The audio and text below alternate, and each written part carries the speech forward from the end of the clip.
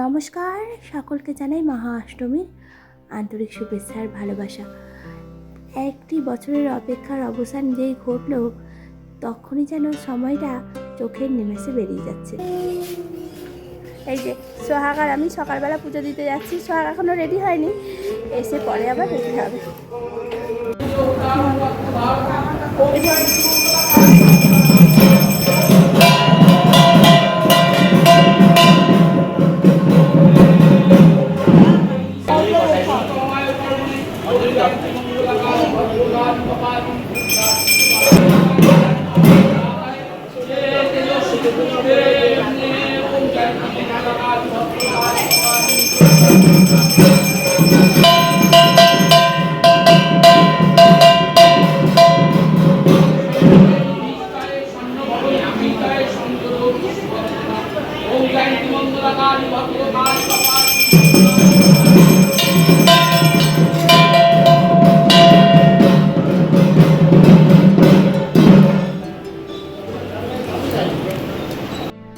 মা এসেছে এই কৈলাস থেকে।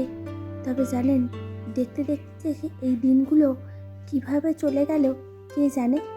আজ মহা অষ্টমী, তাই সকাল সকাল তৈরি হয়ে চলে এসেছি পুজো মণ্ডপে। সকালবেলা একটু পুজো দিয়ে দেবো, তারপর 10টার সময় অঞ্জলি, তখন আবার আসবো। এখন সোহাগকে নিয়ে এসেছি ঠিকই, কিন্তু সোহাগকে নিয়ে যেতে হবে বাজারে। বাজি কিনবে জানেন। বহু ছেলেপুলেকে এই বাজি পটকা ফাটাতে দেখে তারও এখন ইচ্ছে হয়েছে দু একটি বাজি ফাটাবে। তাই ভাবলাম সকাল সকাল রেডি যখন হয়ে নিয়েছি, বাজার থেকেও একটু ঘুরে আসবো। অষ্টমী পুজোয় মাকে একটু আলতা, সিঁদুর, কাপড় সকলে যার যেটা সামর্থ্য দেয়। এখানে বহু মানুষ আমরা একসঙ্গে পুজো করতে পারি। বাড়ির কিছু গোছ কাজ বাকি আছে। তবে জানেন, এই কদিন ধরে যা ধক্কি চলছে, এই জামা কাপড় পরছে, তো সেগুলোকে আবার ভাঁজ করছি। আবার যেগুলো পরা হয়নি সেগুলোকেও আবার খুলে খুলে দেখছে। ভাবুন কি দুষ্টুমি চলছে। আর ভাবছে এটা পরলে এটা ভালো লাগবে, এটা পরলে ওটা ভালো লাগবে। এই ছোট ছানাপোনাগুলো যে কি দুষ্টুমি করে কে জানে, কীভাবে এরা দুষ্টুমি করে। মা সব সময় বলতো, জানেন, তোরাও এই সময়টায় ভীষণ দুষ্টুমি করতি। পুজো দেওয়া হয়ে গেছে, তবে জানেন এখানে আর বেশিক্ষণ দাঁড়াবো না। এখনও লোক আসতে বহু সময়। তাই ভাবছি যে কাজগুলো এখনও বাকি আছে বাড়ির, সেগুলোকেও গিয়ে সেরে নেব, তারপর এখানে আসবো। 1 বছরের অপেক্ষার পর এই কটা দিন আমরা এই পুজো মণ্ডপটিতে বসতে পারি। সন্ধ্যের সময় জানেন, কিছু কিছু করে ঠাকুর দেখার পরই টুক করে এখানে চলে আসি, আর প্রায় 1-8 ঘন্টা এখানে বসে যাই। 4টে দিন মা আমাদের সঙ্গে থাকে, কোথা দিয়ে যেই সময়গুলো কেটে যায় কে জানে। তবে জানেন, মায়ের মুখটি আজ অসম্ভব সুন্দর লাগছে। চতুর্দিকে এই ঢাকের শব্দ, শিউলি, কাশ, সঙ্গে আছে পদ্ম, অসম্ভব সুন্দর। পুজো দেওয়া শেষ হয়ে গেছে, অঞ্জলিও প্রায় শেষ। এবছরের মতো অনেকটা সময় আমরা কাটালাম। তবে জানেন, এবছরে অঞ্জলি দিতে গিয়ে বেশ ভালো লাগলো একটা জিনিস, যে সকলে মিলে অঞ্জলি দেওয়ার আনন্দটাই আলাদা। চলুন তবে আজকে কী কী শাড়ি নিয়েছি সেটা একটু দেখাবো আপনাদেরকে। এতদিন দেখানো হয়নি, সুযোগও পাচ্ছিলাম না। চলুন ভেতর দিকে যাই। প্রথমে দেখাচ্ছি এই হলুদ রঙের শাড়িটি, অসম্ভব সুন্দর জানেন। খাড্ডি বেনারসি, হলুদ আর সবুজের একটু একটু কাজ আছে, আর পুরোটা শাড়ি জুড়ে রয়েছে একটু একটু লতানো কাজ, অসম্ভব সুন্দর। সঙ্গে রয়েছে সবুজ, হলুদ, গোলাপি আর সিলভারের একটু একটু কাজ। এই শাড়িগুলি আবার 2টি কালারের আছে। পাড়ের পোর্শন এক কালার হয়, আর পুরোটা শাড়ি জুড়ে আরেকটা কালার। তবে আমি এক কালারেরই নিয়েছি জানেন। এই যে তারপর এসেছি এই কাপড়টাতে, এটা হাতে আঁকা, অসম্ভব সুন্দর শাড়িটা। নানা রকম শাড়ির কাজ, তবে এই হাতে আঁকা কাজটি আমার ভীষণ সুন্দর লেগেছে। তাই ভাবলাম একটু আপনাদেরকেও দেখাই। কেমন হয়েছে শাড়িগুলো একটিবার বলছি, অবশ্যই জানাবেন। আর এই যে আঁচলটা আছে দাঁড়ান একটিবার খুলে দেখাই, খুব ভালো করে না দেখালে বিশ্বাসই করতে পারবেন না। দেখেছেন কি অদ্ভুত সুন্দর কাজ করা, আদিবাসী, দারুণ সুন্দর। আরেকটা সাদা লাল শাড়ি, এই যে এটা ভেবেছিলাম আজকে পরবো, তবে রাতের বেলার দিকেই ভাবছি পরবো। এই সাদা লাল শাড়িটাও খুব সুন্দর লাগছে আমার কাছে। পাড়ের এই পোর্শনটাতে আছে লাল, আর সঙ্গে রয়েছে পুরোটা শাড়ি জুড়ে এরকম ছোট ছোট কাজ করা। আঁচলটাও দারুণ সুন্দর। তবে জানেন রাতের বেলায় শাড়িটা পরলে লাগবেও ভারী মিষ্টি, তাই ভাবলাম রাতের বেলাতেই পরবো। আর এখন তো পুজো দিয়ে চলে এসেছি, তবে এই সব কালেকশানগুলো বলছি চন্দনের। নমস্কার, মহা অষ্টমীর সন্ধ্যায় এই যে সকলে রেডি হয়ে নিয়েছি, চন্দন ওদিকে বাইরে। তো এখন বাজি ফোটানো হবে, তাই তো? বাজি ফাটাবে। চলুন সন্ধ্যাটি আজকে কীরকম কাটলো একবার দেখাই। তবে জানেন তো কিছুক্ষণ আগে দারুণ একটা বৃষ্টি হয়েছে, আর ওয়েদারটাও ভীষণ সুন্দর, ঠান্ডা ঠান্ডা কুল যা যাক। তবে আপনাদেরকে তো জানিয়েছিলাম যে রাতের বেলায় শাড়িটি পরবো, তবে শাড়িটি পরে কেমন লেগেছে একটিবার কমেন্ট করে জানাবেন। এখন এসেছি এই যে আশেপাশের পুজোগুলোকে দেখতে, বেশ ভালো লাগে জানেন। এই সন্ধেবেলায় যখন বহু মানুষ এইরকম সেজে গুজে ঠাকুর দেখতে বেরোয়, বছরের তো এই মাত্র কয়েকটি দিন, তা সেগুলোকে আর হাতছাড়া করতে চাইছি না। যতটা পারছি তার স্বাদ আস্তে পিষ্টে নিতে চাইছি। সামনের এই ঝাড়বাতিটি লাগছেও ভারী মিষ্টি, চতুর্দিকেই তো আলোর রোশনাই। সোহাগের আজ এই রেসটি অষ্টমীর। সকলেই আজকে একটু সাদা পরেছি জানেন, সঙ্গে চন্দনও আজকে সাদা পরেছে। মায়ের মূর্তিটি লাগছে অসম্ভব সুন্দর। এর আগেও এই বারোয়াটিতে এসেছি, আপনাদেরকেও সঙ্গে করে নিয়ে এসেছিলাম, হয়তো মনেও আছে। একটু প্রণাম করে নিলাম আর বললাম এই সারাটি বছর তুমি একটু আগলে রেখো প্রতিটি মানুষকে, সকলেই তো তোমার ওপর ভরসা ছিল আমরা, তাই তুমি যদি পাশে থাকো আর কিচ্ছুর ভয় নেই। চলুন দেখতে দেখতে যে কখন এই দিনটি পার হয়ে রাত হয়ে এসেছে। সকলেই একটু প্রিয়জনদের সঙ্গে একটু সেলফি তুলছে, এই স্মৃতিগুলোই জড়িয়ে থাকবে।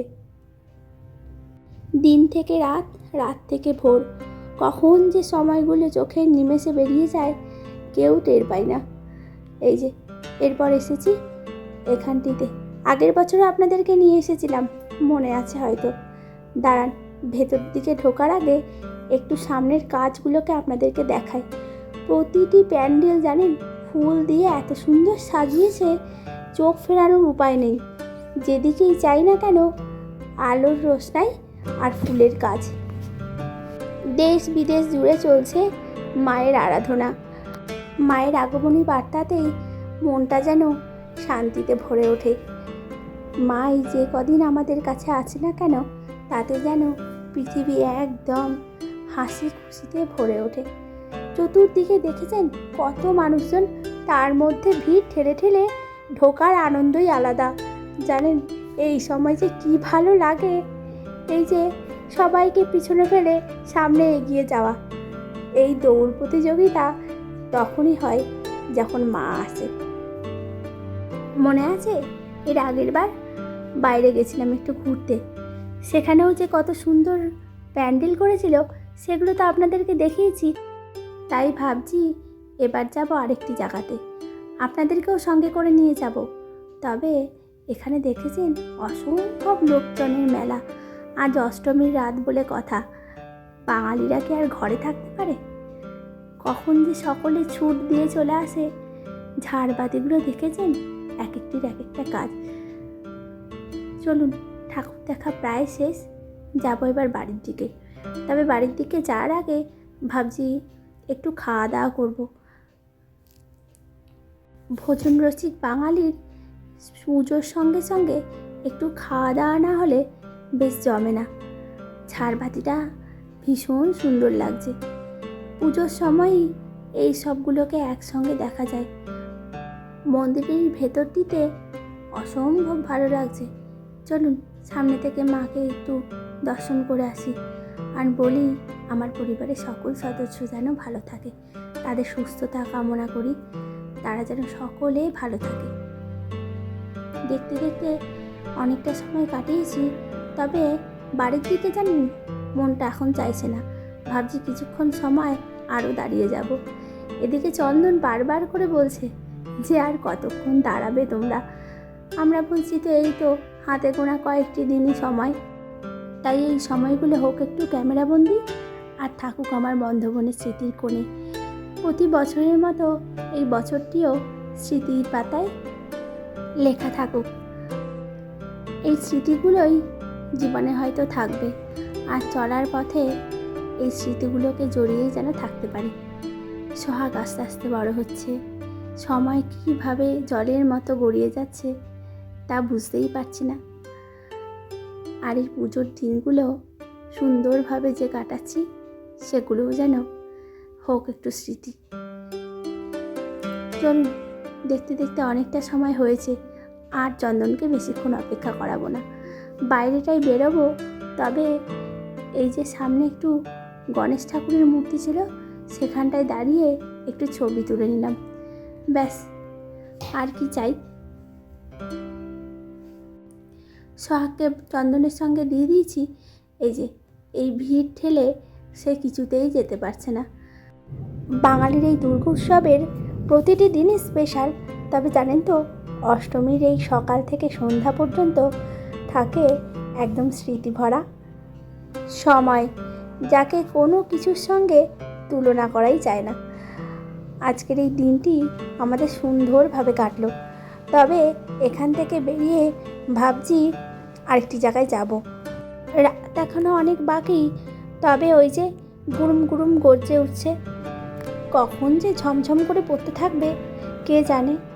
সামনের এই যে পাখা দিয়ে দারুণ সুন্দর সাজিয়েছে, তাল পাতার পাখা, জানেন এখন আর দেখাই যায় না, শুধু ওই ষষ্ঠীর সময় গেলেই এই পাখাগুলো কিনতে পাওয়া যায়।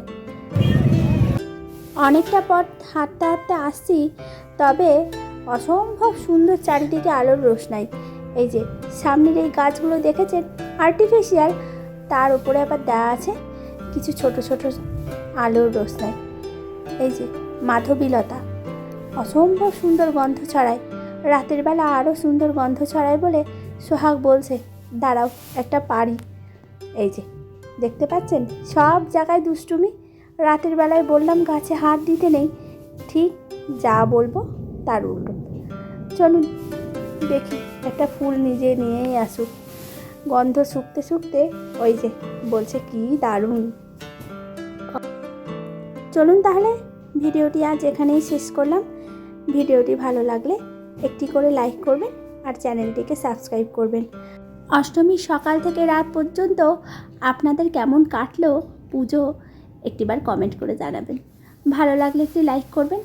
আজ তবে আসি, আবার দেখা হবে নতুন একটি ভিডিওতে। ততক্ষণ ভালো থাকবেন, সুস্থ থাকবেন আর সকলকে ভালো রাখবেন। আর অবশ্যই কমেন্ট করতে ভুলবেন না।